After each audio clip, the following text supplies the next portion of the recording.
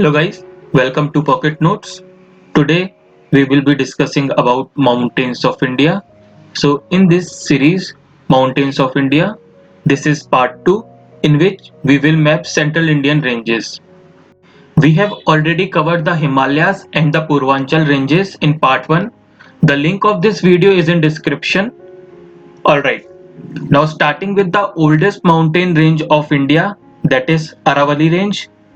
It aligned in northeast to southwest direction and they runs about 700 kilometers between Delhi to Palampur in Gujarat. But majorly Aravalli range belongs to Rajasthan, having an elevation of 400 meters to 900 meters. Near the south end of this range, a very famous hill station named Mount Abu is located, which is the only hill station in Rajasthan. The highest peak of Aravalli range is Guru Shikhar, having an elevation of 1722 meters, is located in Mount Abu, and the Dilwala temple of Jainism is also located here.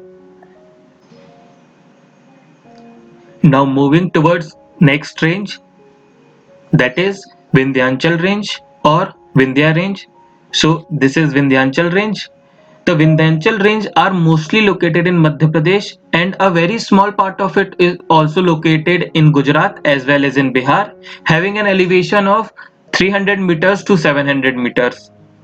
Now, this is the highest peak of Vindhya range named as Sadbhavna Shikhar, which is also named as Goodwill Peak or Kalumar Peak.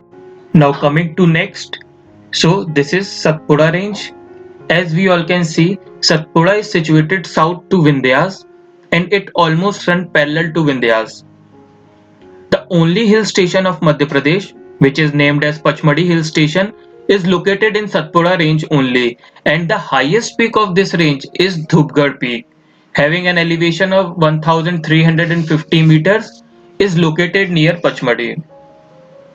Now, the Narmada River, which is very famous river of central India, originates from Amarkantak, flows westward between Vindhyas and Satpura range. And south to Satpura, Tapi river flows, which also flows in westward direction.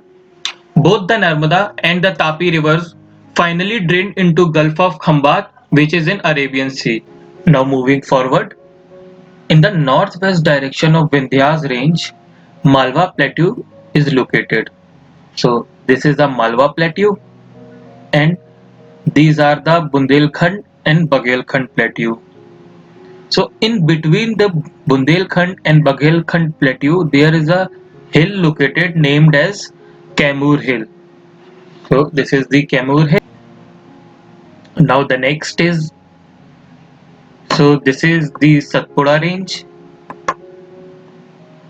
and south of this range, south of Satpura, Gauligad range located. So this is the Gauligad range. Then the next one is Mahadev Hills, which is located east to Satpura range. Now the next one is Maikal Hills. So this is Maikal Hills, which is in the border of Chhattisgarh and Madhya Pradesh. Now moving forward, this is the Hazaribagh Hills, which is located in Jharkhand, and the Hazaribagh Plateau is located in Bihar. So don't get confused with Hazaribagh Plateau and Hazaribagh Hills. Both are different and located in different states. Now the next one is Ramgarh Hills. So this is Ramgarh Hills, which is located in Chhattisgarh. Now the next one is Rajmahal Hills. It is also located in northeast Jharkhand. Then the next one is Garjat Hills. These hills are majorly located in Odisha and some part of it is also extend up to Jharkhand as well as in Chhattisgarh.